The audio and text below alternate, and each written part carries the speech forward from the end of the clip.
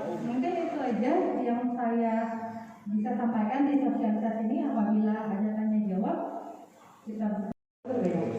Kalau BPJS Kesehatan hanya mengelola satu program saja, yaitu penyelenggaraan jaminan kesehatan. Kalau untuk BPJS Ketenagakerjaan, kita ada 4 program. Nanti akan saya jelaskan lebih detail.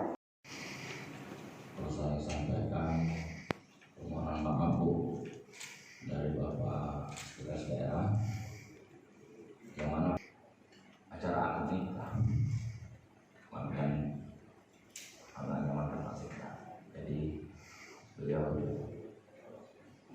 ini baik kapasitas juga ada di sana pada saat yang sama.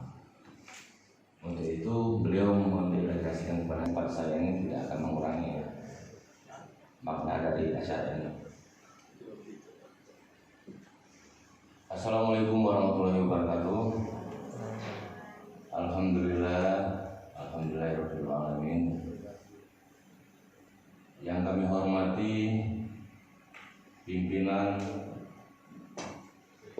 BPJS Ketenagakerjaan, kami yang mewakili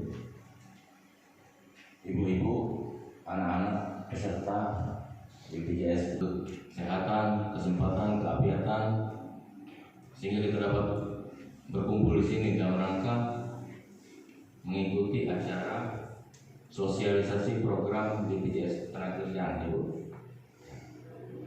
Shalawat berserta salam.